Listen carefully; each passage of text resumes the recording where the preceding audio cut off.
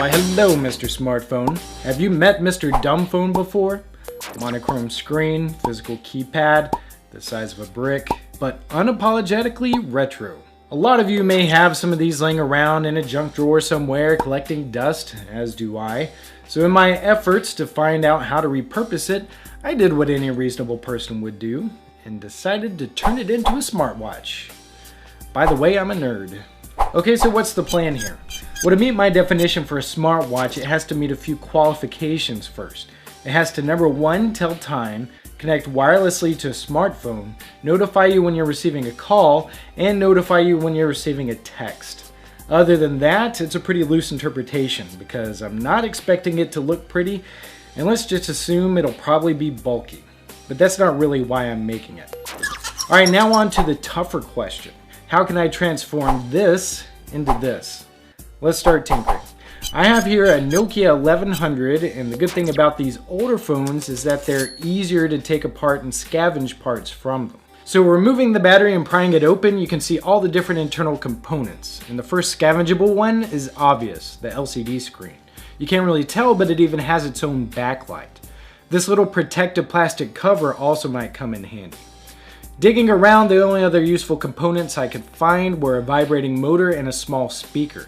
Don't know if these will be used yet, but they may come in handy. Basically, what's going to make or break this project is if I can get this LCD screen working.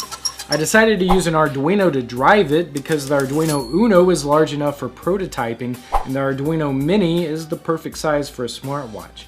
Digging up a schematic online, I found that this specific LCD is a PCF8814. So be sure that you know what type of screen you have before continuing. For mine, I was able to find out what each of these pins represent. And if you have a different screen, yours will probably be different. To connect it to an Arduino, I had to make each of these pins longer. So I soldered a ribbon cable to each one. Alright, to make the size smaller, I then used some sharp shears to cut off the excess plastic around the LCD. No going back now. Now I can connect it to the breadboard, but before jumping it off to the Arduino, I added some resistors to avoid burning it out. You can connect it to the Arduino like you see here. And this would be a good time to point out that if you need more details or help, you can visit the project page at this link. Okay, now let's write some code to test this thing out. In order to use the LCD with the Arduino, we're going to need to install a code library to make it easier to connect to. There are a couple of libraries out there for the PCF8814, but I went with this one because it allows you to display bitmap images. I just downloaded and unzipped it to my Arduino library folder and wrote some simple code that imported the library, set the LCD specific variables, and then used the library to write some initial text and then loop through a few more lines of text as a shameless plug. Alright, now I'm going to connect the Arduino and upload the code. This is the make or break moment. And we have success! I am now one step closer to making my own smartwatch. Next time the plan is to add a motor, a Bluetooth connection, phone notifications, and try to cram it all into a case.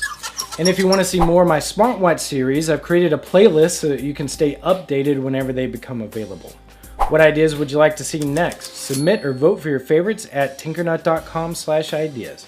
Click here to watch more videos like this, and if you'd like to support my show, please feel free to like, subscribe, comment, or donate at tinkernut.com/donate. Alright, that's it for this tutorial. For more, go to tinkernut.com.